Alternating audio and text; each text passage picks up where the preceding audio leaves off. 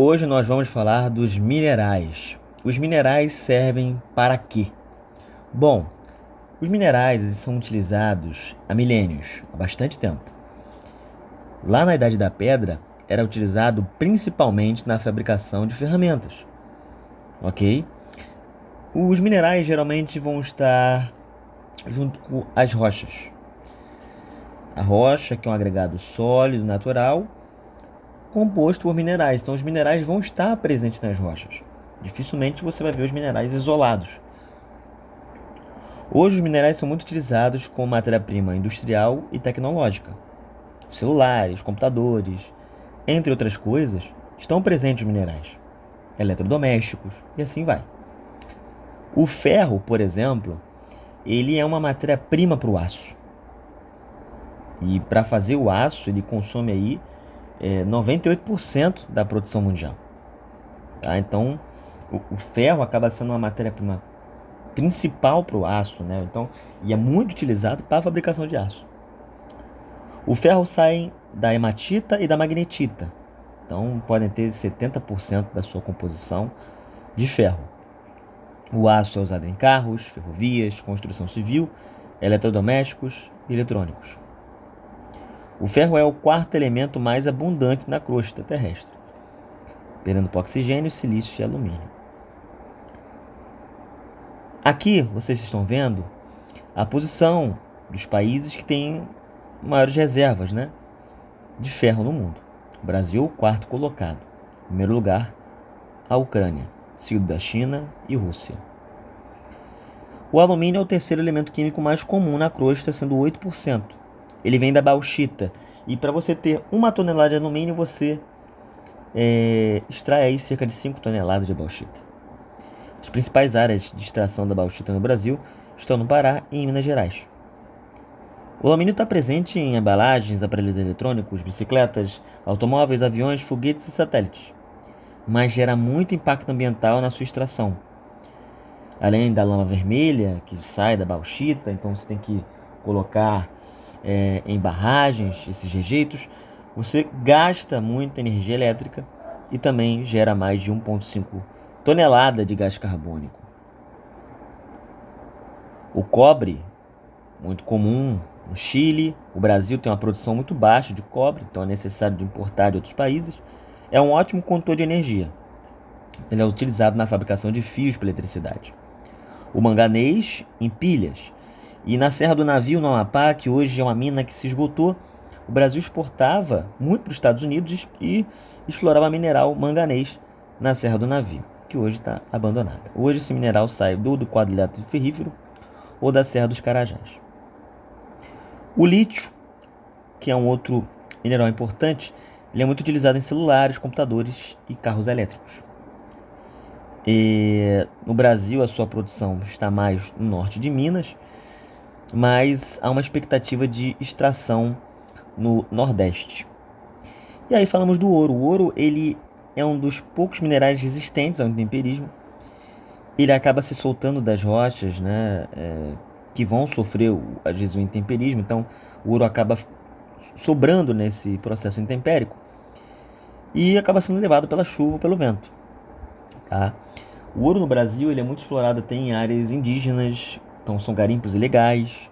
Tá? Há empresas estrangeiras também que exploram ouro no Brasil e tudo mais, mas aí legalizados. Aqui é a Serra do Navio, gente. A Serra do Navio foi até uma região de exploração, era uma região de exploração de mineral, principalmente de manganês. Com o tempo acabou sendo abandonada por conta do esgotamento da mina. E a imagem que vocês estão vendo ao lado é do quadrilátero ferrífero. Os municípios que fazem parte do quadrilátero ferrífero, tá? Em Minas Gerais. E aqui a Serra do Carajás, uma área de serra de escudo cristalino. Aí falando sobre o ouro, que a gente também vai encontrar, Minas Gerais vai encontrar no norte do Brasil, o ouro ele é resistente ao intemperismo e ele é um ótimo condutor de energia. O mercúrio ele é muito utilizado para separar o ouro da areia, do cascalho, né, de onde ele acabou se depositando quando ele foi levado pela chuva e pelo vento.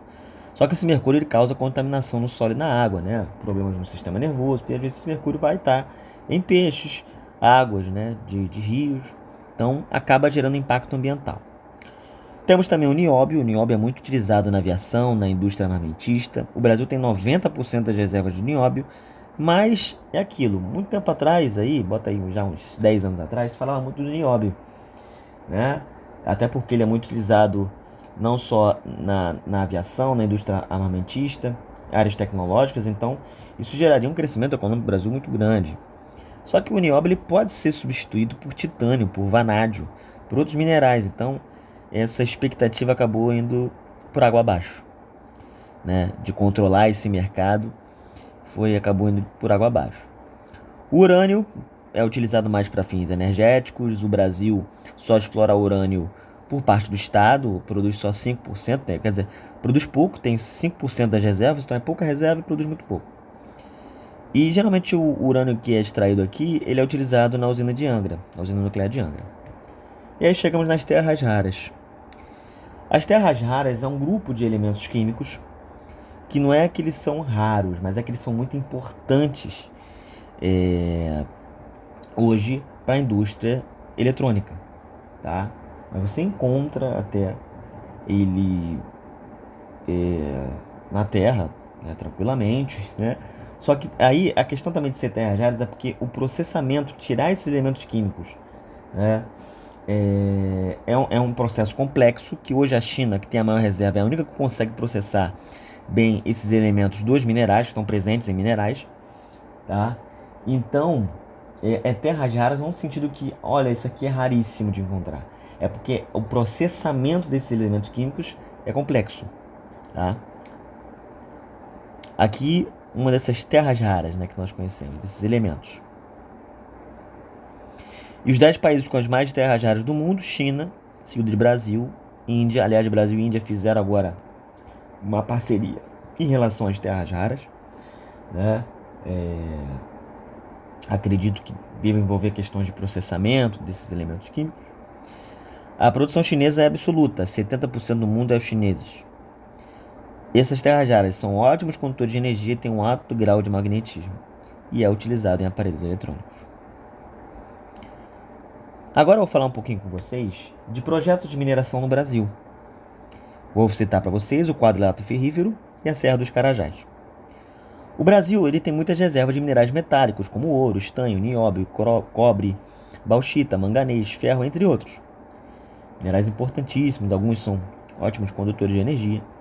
E nos anos 30, com o processo de industrialização no Brasil, o Getúlio Vargas, além de estar preocupado, né, com o desenvolvimento industrial do país, também preocupado com a exploração mineral. Seria muito importante esses minerais para utilizar nas indústrias. Então ele vai criar a Companhia do Vale do Rio Doce, que hoje já é privatizada, desde 97, aliás, e a Companhia Siderúrgica Nacional, que também é privatizada, mas antes pertencia ao Estado. A primeira, explorar minérios, principalmente em Minas, e a Vale era a maior detentora da maior reserva de minérios do país. Então, os minérios que tinham no país, quem mandava era a Vale. A CSN ia processar tais minerais. Por exemplo, o ferro que era retirado de Minas Gerais, do quadrilátero ferrífero, a CSN transforma em vinhaço para usar, mandar vender para indústrias automobilísticas, de armas, eletrodomésticos. A região que a Vale vai atuar mais é o chamado, que vai ficar conhecido depois como quadrilátero ferrífero, onde você tem muita exploração de ferro até hoje. Cidades como Santa Bárbara, Congonhas, Sabará, Mariana, né, Ouro Preto, Itabirito, são essas cidades que fazem parte do quadrilátero ferrífero, que é próximo, Nova Lima também, né, próximo a Belo Horizonte, tá? Nos anos 50 e 60, a Vale vai começar a focar mais no mercado externo, principalmente fazendo parcerias com o Japão, que estava se reconstruindo após a Segunda Guerra Mundial.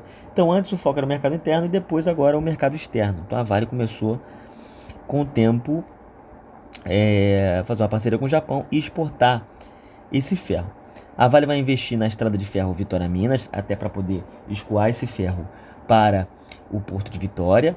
E também vai ter o surgimento de uma empresa ligada à Vale, que é a Docinave, que é uma empresa de transporte de minérios por navios. Até hoje, o quadrilátero é a região com maior produção de minério de ferro do Brasil. Esqueçamos isso. olha aí no mapa. E temos o Projeto Carajás. O Projeto Carajás, ele surge nos anos 70, 80, mas você vai ter a descoberta de minérios na região do Carajás, no Pará, nos anos 60, por um geólogo que estava a serviço dessa empresa americana.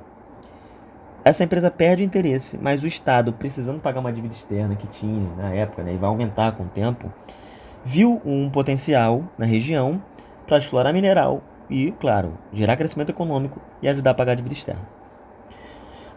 Bom, nos anos 80, a Vale e o governo vão iniciar o projeto. Só que é um projeto que vai ser muito criticado porque gerou um alto custo. Você teve a construção de uma usina hidrelétrica, de uma estrada de ferro, de um porto no Maranhão, tá? Mas ali hoje você tem uma região com as maiores reservas de ferro do mundo. Além de outros minerais, o manganês, a bauxita, ouro e cobre são explorados nessa região, tá? Aí vocês vão ver no mapa, né? A Serra dos Carajás, ali na parte mais escura, mais cinza, que é uma região de escudo cristalino, então você tem muitos minerais, quando foram formados, né? Tiveram tempo suficiente para se formar, porque são áreas antigas, geologicamente. E você tem uma estrada de ferro que foi construída, estrada de ferro Carajás, que leva esse ferro, entre outros minerais, para o Poço de Itaqui, em São Luís. Tá? Bom, senhores, espero que tenham gostado desse vídeo. A gente falou um pouco sobre os minerais, a exploração mineral e os projetos de mineração no Brasil. Compartilhe com os colegas de vocês, mandem para os colegas de vocês. Valeu, falou.